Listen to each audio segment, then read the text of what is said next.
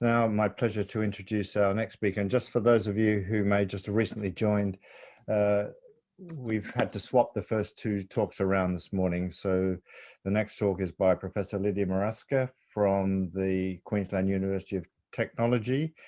As I mentioned earlier, she's the co-chair of the group responsible for developing WHO air quality guidelines, and has been very influential in changing WHO opinions about airborne transmission. And we're very delighted that Professor Morawska can join us for today, given especially that it's evening time for her in Queensland. So over to you, Lidia.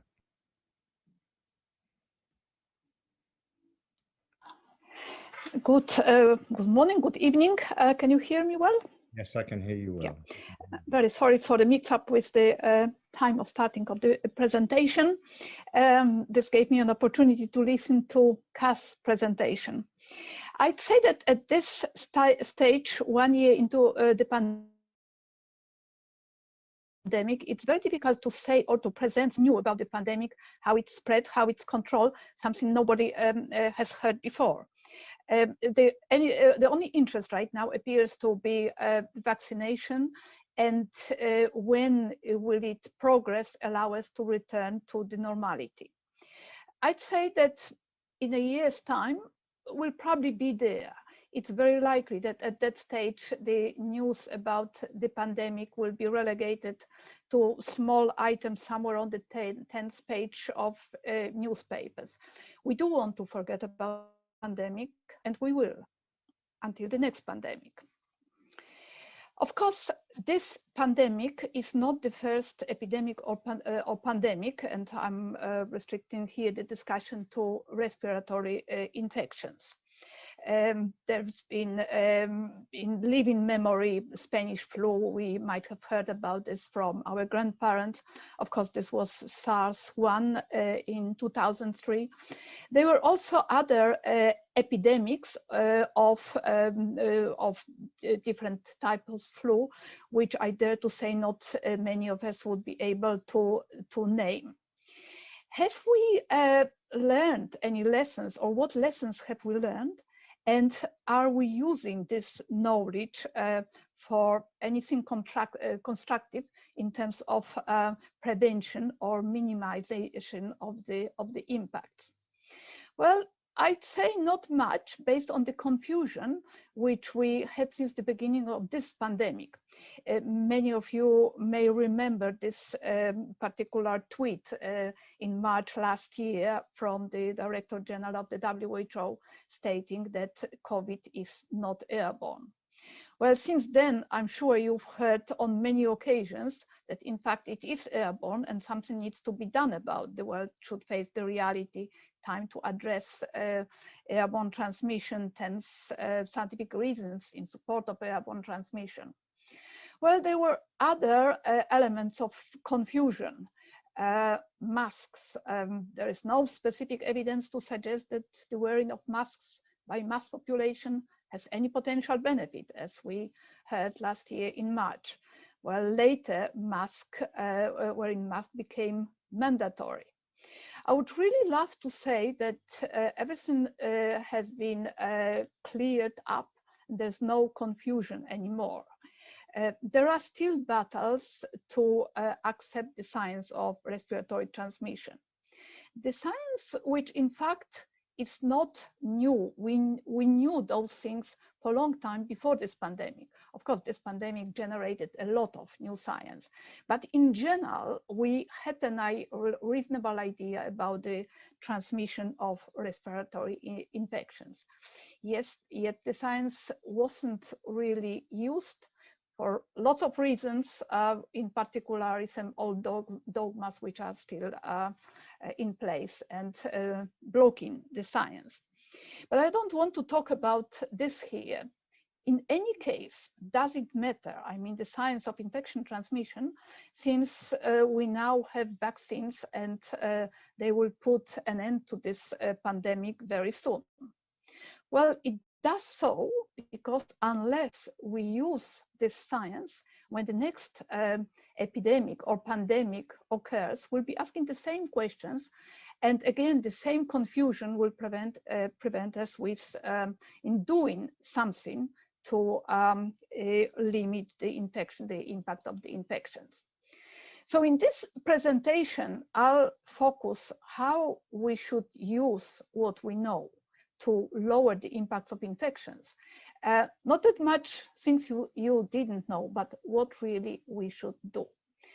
I'll say a few things about generation of particles during respiratory activities, just to put things in concept, the dynamics of particles in the air, inhalation, airborne infection transmission, evidence from the outbreaks, and mitigation.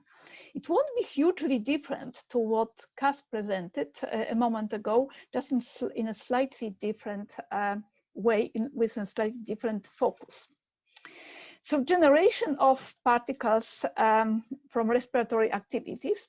And you'll first notice that I'm using the term particles, but there have been lots of discussion, not about particles, but about is it aerosol or droplet? People were killing each other about this, particularly last year, less so now. In aerosol science, where I belong, aerosol is an assembly of liquid or solid particles suspended in a gaseous medium long enough to enable observation of measurement. Droplet is a liquid particle, nothing to do with size. However, in medical sciences, it's different. Aerosol, smaller particles, droplet, larger particles. Well, I've been saying, let's don't worry about these differences. I'll call them particles, but in general, this exposed that there have been lots of differences just in the terminology between different fields. So these particles, how do they come to be? They are aerosolized in expiratory activities as a result of passage of an airstream at a sufficiently high speed over the surface of a liquid. And this liquid is our respiratory tract. I say that this is similar to what happens in this old-fashioned perfume bottle or a nebulizer, which many of us use for various purposes. However, the complexity of what happens in our respiratory tract is significantly higher, like a number of nebulizers operating at the same time and generating through different processes particles from the lower parts of the respiratory tract, the bronchioli, usually smaller particles, particles during voicing, vocal cold vibration in the larynx, and eventually particles in the mouth, which are usually much bigger particles. This complexity goes on as the particles travel up before they are expired. They already change their properties, and the position reduces their size distribution, and many different processes occur. We don't really know quantitatively. We know the concept, but in terms of what exactly happens there in quantitative world, we don't know, and we can't really measure this. But despite this, we have a reasonably good idea what's outside. I'm not going to present the size distribution. Actually, I'm grateful to Casper, who presented some of the size distribution from our work. But I just mentioned the concentrations. It is very true that there are orders of magnitude variation between different concentrations where they are measured. But relatively, when comparing them between different studies, this creates a very consistent picture. So this is, for example, from our study where we compare particle concentrations from different respiratory activities, breathing, and in particular, you see that through breathing, the concentration it's lower than counting, voicing, much higher is in singing. And then when you look at studies conducted in a different way, albeit using the same type of instrument by Asadi and colleagues, they are coming with the same relative concentrations. So in general, we have a generally reasonable idea what activities generate larger particles. And in sort of, again, in generally, what we know about what's generated from respiratory activities through particles, we know that the majority of the particles are smaller than 1 micron, and the vast majority smaller than 10 micrometers. We know that these particles are light and therefore can be suspended in the air for a long time. And we know that all respiratory activities, including breathing, generate these particles. Where is virus in these particles? Well, there's often talk about naked virus. This naked virus is about 0.12 micrometer. But as Cass explained, the virus is never naked. It's encapsulated in particles which contain all other components, water, salts, proteins, and so on. So it is bigger. How much bigger? Well, again, we can discuss this, but in general, it appears that en masse particles smaller than 1 micrometer contain higher loads of SARS-CoV-2. So majority within the mid submicrometer length and larger. So if we were to put a similar summary about virus-laden particles, we would say overall smaller particles contain higher loads and mass. I'm not talking about individual particles. Smaller particles come from deeper respiratory tracts, which seems to be the location of the virus. In contrast, larger particles, mainly from the mouth. And this means that breathing and speaking is the main source of these particles. So particle then dynamics in the air, once they expired or cough out, they are in the air. And here they've been, of course, lots of discussion about these particles falling and how long they are falling. Yet the reality is, when we consider the particles of our interest, is that it's not really falling what's the most important. Here is a summary from Wells, 1932, the kind of father of this field. And if we look at the assessment for particles of our interest, which is 10 micrometer or so, they stay in the air for quite a long period of time. So this is very important about their fate.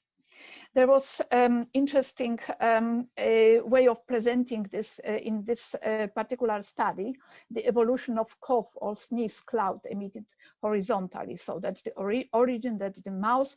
And then we can see how the cloud goes actually up, apart a small number of these very big particles. So in terms of particle dynamics, again, in a very general way, particles of these sizes, we can say that gravitational deposition affects only the very large particles. Flow dynamics is the most important in relation to the small particles of our interest. And removal by ventilation, much so than other processes, considering the time scale of the indoor air processes. So very good quantitative understanding based on empirical studies and modeling. Typically asked question, how long will virus-laden particles stay in indoor air? As long as the forces acting on them keep them in the air, which is minutes, hours. How far will virus-laden particles travel in indoor air? As far as the airflow takes them. Meters, tens of meters, could also be hundreds of meters. I just mentioned this aspect, deposition in respiratory tract, which has been studied extensively and for which there are models existing, showing that diffusional deposition is the most important for the smaller particles. However, impaction and interception for the larger particles, our size particles of interest we are talking about, is more or less here. So again, we have well-established models and validated by empirical studies for total deposition, not that much for partial or regional.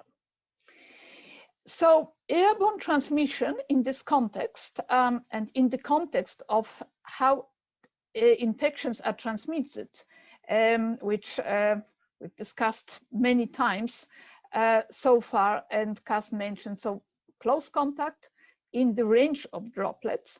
Now, how important is you have to be directly hit by the droplet or touching surfaces where the droplets deposited, or inhaling small airborne particles somewhere in the room, which is nicely presented in this diagram. Now, of course, the most active processes dynamics occurs here between the person infected and susceptible in a very close distance. Less dynamics of particles is at a larger distance, and often this is considered airborne transmission. But really, airborne transmission, which is by inhalation, relates to all this, to the entire distance, as long as it's by inhalation. Now, we know all of those things, but as Cas rightly explained, putting it all together in relation to a specific event, how it occurred, is basically impossible. We don't have all these parameters for each individual case, and we never will, most likely. There are huge variations. So we look for the evidence from the outbreaks. The one which Cas mentioned, and I was involved in that particular study, and also in a second study with colleagues from Italy. And that's a diagram showing concentration and probability on infection on specific assumed quanta. But the bottom line is that both studies concluded that model results agreed well with the outbreak data. Then there were other estimates conducted, in particular this one for the outbreak at the Diamond Princess cruise ship. A very different type of modeling, and again the authors show here that the short range aerosol and droplets and long range dominates over fomites, and viral source is much bigger for aerosols, which is for the smaller particles. Now, here was a study which is still in a preprint comparison of infection risk between 12 modeled and documented outbreaks, model in blue, documented in red. And the assumption of the modeling was that all cases were caused by long-range transmission, which basically airborne. The assumption turned out to be true, the agreement was true in 9 cases. Well, that discussion, what's dominate, what's the most important, under what condition, basically, since this is what we see, regardless that we have all these uncertainties, points out that airborne transmission must be mitigated. So mitigation, many different types of mitigation were mentioned. I mentioned masks before, but I'll just say a few words about the least discussed type of mitigation, or at least at the beginning of the pandemic, building engineering controls. There are many elements of this, and again, I'll just mention this one: sufficient and effective ventilation. What does it mean, and what we can or should do about this? Mitigating airborne infection, sufficient and effective. Sufficient, I take as enough of this, effective everywhere. Like in the top diagram, there is not enough of this since the particles exhaled are everywhere. And this is on the bottom is not quite effective because we can still it in some areas. Well, can we use the existing ventilation guidelines for controlling infection transmission? For example, guidelines for removing CO2 exhaled by the occupants. We wish we could, but unlike exhalation of CO2 by occupants, which is reasonably well quantified, infection transmission is by infectious quanta, which definition Cas already provided. But the point is that emitted quanta depend on many different things: location of the pathogen in the respiratory tract, physiology of the respiratory stage of the disease, type of respiratory activities, and the virus itself.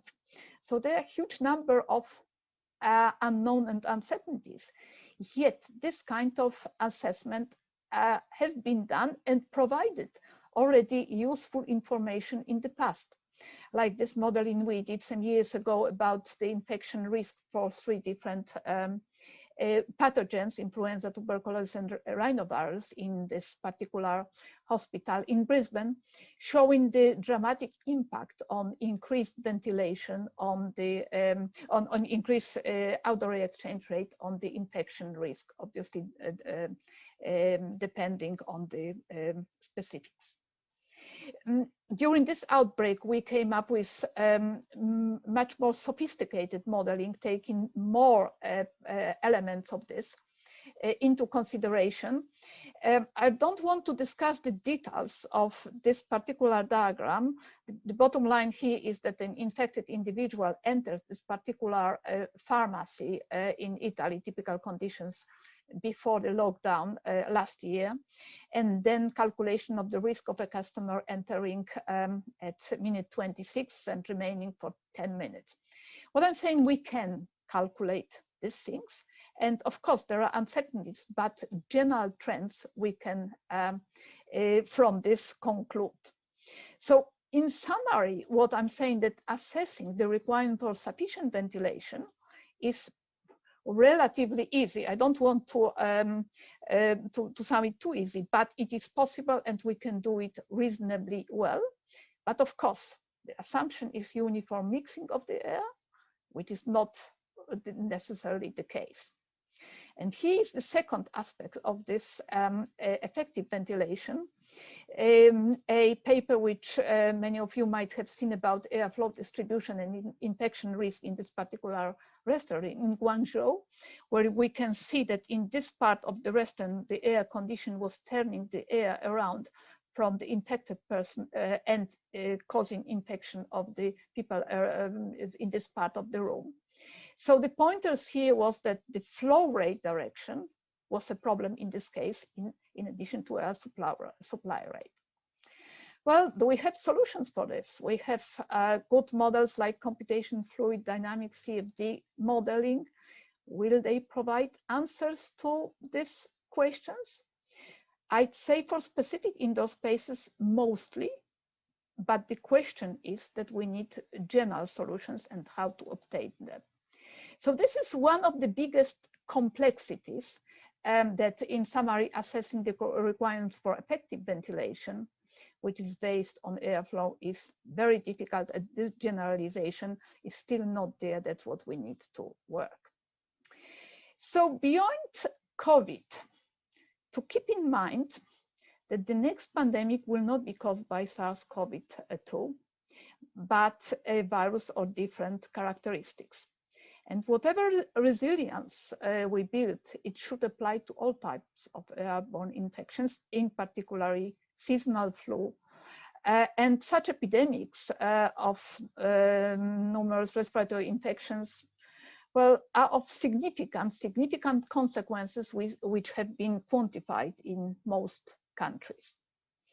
So mitigation of airborne transmission moving forward, now we need more advanced guidelines for building engineering controls to take into account the knowledge we already have about airborne infection transmission, despite all the uncertainties. We can use airborne infection risk tools, which are many. We can use the knowledge we have.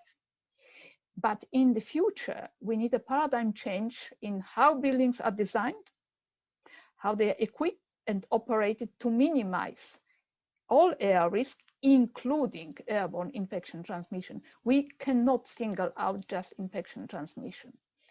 What are all the air risks? In this diagram, we've talked about this particular area, airborne infection transmission, but there are also indoor sources operating inside the buildings. There are outdoor pollutants which comes like from pollution from these bushfires raging in Australia a year ago for months and months. There's issue of dampness and mold. There's thermal comfort. All this has to be taken into account in building design, in HVAC system design, in building operation, and taking into consideration energy demand. So change in thinking is needed. How buildings are designed, how they are equipped in adequate engineering controls, and how all the requirements are linked, including low energy consumption. For this to happen, really, we need to change how we think about indoor air quality, how we teach students and train them, and the perception that we cannot that we cannot afford it. Economic costs are much bigger than any other cost. So to finish, I'll just show this image from last November's issue of American Environment, Scientific American. The 1890 flu killed millions, then faded away from collective memory. Could the same happen with COVID-19? And I say it will happen to COVID-19, but we hope that the pandemic will influence this paradigm shift, how to combat respiratory infections to lower the impact now and forever. Thank you very much for your attention. Thank you very much, Lidia, for a fascinating talk. And it's very, you make very interesting points. I certainly agree with this, looking at the whole buildings in a holistic way, and not just to do with respiratory infection, but of course, we know the built environment contributes a lot to climate change issues as well. And of course, squaring the circle is a tough one for all of us. I don't seem to see any questions in the Q&A. If anybody has a question, would they like to put one in there for Lidia?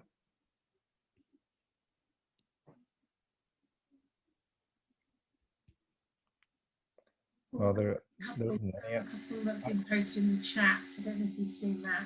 Oh, sorry, I need to look in the chat as well. Yeah, well, we asked them to, but yeah, there's one from Rajesh and one from Exclusively. Yeah, thank you. Okay, so I've got two questions here from Rajesh Bhagat. As you have mentioned, it's extremely important to recognize that most of the particles originate in lungs, carry the highest amount of pathogen. However, in the case of asymptomatic transmission, the infection occurs in the upper respiratory tract, implies droplets and aerosols produced should be the key. Do you think the COVID guidelines should focus in this or all particles? Well, I refer to all particles which are generated from the respiratory tract and which are exhaled or coughed out. So there shouldn't be any particular division between all particles should be considered. If that's the question, if I understood the question correctly. Yes, okay. One other question, should the introduction of outside air into an office be defined in terms of liters per second per square meter to provide dilutions rather than liters per second per person, together with looking at the manner in which the outside air is distributed? Well, I would opt for liters per person per second per person, which is demand control. The design of the building should take into consideration what is, let's say, the maximum occupancy of a particular space. Let's say, be it an open space office. But it's not necessary that it is occupied to the same level all the time. Therefore, there's no need to use the same amount of ventilation, the same of air provided all the time. So therefore, it should be demand control, and focusing on per person is more relevant. But distribution of the air is a key factor here, because the distribution of the air is, first of all, it can potentially minimize the amount of energy if we use so-called personalized ventilation, and can also reduce the risk of infection. Solutions like this exist. It's not necessary that they have been used. Thank you. Just one final question about whether virus particles can be attached to other particles in the air. So not just the ones that are just directly emitted. So I guess in more polluted areas, is that a problem? This is a very common question. The point is that in urban air, or where where most commonly are, the majority of the particles are from combustion, our cars, our energy generation. And these particles are, the majority are ultrafine particles, which is they are much smaller than the particles containing the virus. So therefore, the virus will not attach to the much smaller particles. It's the other way around. The much smaller particles will attach to the virus carrying particles, but this is really not something which has an impact on the infection transmission. So I'd say that the small, the ultrafine particles cannot be the carriers of the virus-laden particles. Thank you very much. And let me say thank you again for a fascinating talk, and also for giving up your evening to be with us today. And we appreciate that very much. Thank you. My pleasure. Thank you.